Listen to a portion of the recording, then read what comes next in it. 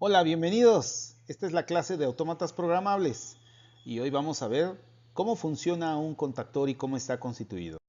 El objetivo de esta clase o de este video es que ustedes examinen el funcionamiento del contactor y comprendan las partes constitutivas de este mismo contactor.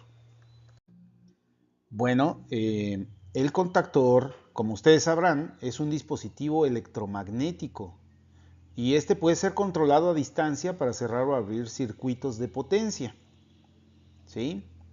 Su principal aplicación es realizar el control de los circuitos de alimentación de todo tipo de motores eléctricos. O bueno, también pueden ser algunos otros tipos de receptores, tales como sistemas de resistencias, líneas de luminaria, entre otros. Y en sí es donde se requiera alto control o que esté pasando alta corriente a través de ellos. Entonces, por esa razón necesitamos un contactor.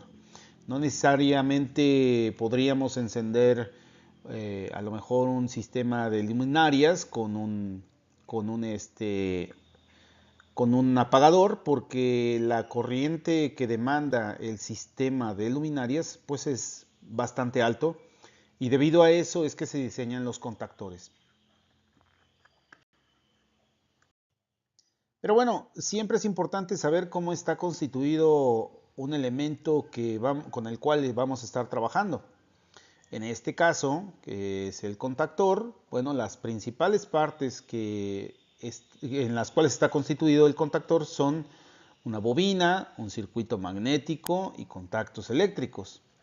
Pero como pueden observar aquí en la imagen, observarán que tiene unas partes también un poquito más esenciales. En este caso, bueno, podemos ver que aquí tenemos pues lo que es los bornes para la bobina. Aquí es donde nosotros vamos a conectar esta bobina para activar el conexionado de nuestro motor o de nuestro sistema de iluminación.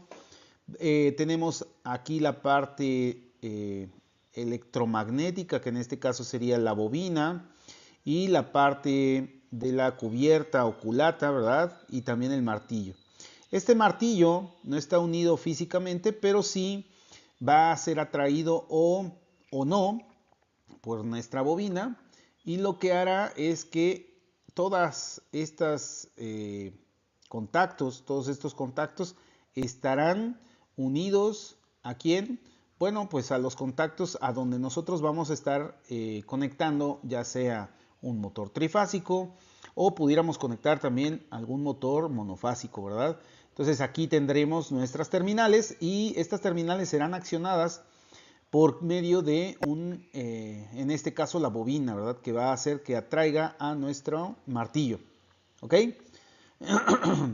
Otra cosa importante que deben recordar es que estas partes, bueno, pues son móviles. Aquí nosotros en esta área vamos a tener lo que es los contactos de fuerza, donde van a conectarse las cargas mayores. En la parte de los contactos auxiliares, que es lo que vamos a ver un poquito más adelante, estos contactos auxiliares, pues nosotros vamos a tener la opción de meter, ya sea dependiendo del contactor, corriente directa o corriente alterna para diferentes valores de voltaje, ¿verdad? Y eso hará que nosotros podamos activar o desactivar nuestro contactor. Bueno, la bobina es el órgano del contactor que puede ser controlado a distancia cuando se aplica tensión a sus bornes, y está formado por hilo esmantado de pequeño diámetro y muchas espiras, que está bobinado en este carrete de material aislante, y esos dos bornes siempre van a estar etiquetados como A1 y A2. Entonces vamos a trabajarlos desde 12 volts, 24, 48 en corriente directa, 127, 230 o mayores voltajes en corriente alterna. El circuito magnético está constituido por estas partes: martillo, resorte del retorno, bobina, culata y la base del contactor. Obviamente aquí van pues todos ellos, ¿verdad? O sea, en la base del contactor siempre van a estar dentro de él la culata, la bobina y el resorte y el martillo. Las dos partes principales que está constituido es la culata y el martillo. La culata es la parte fija y en ella se aloja la bobina del contactor. El martillo es la parte móvil.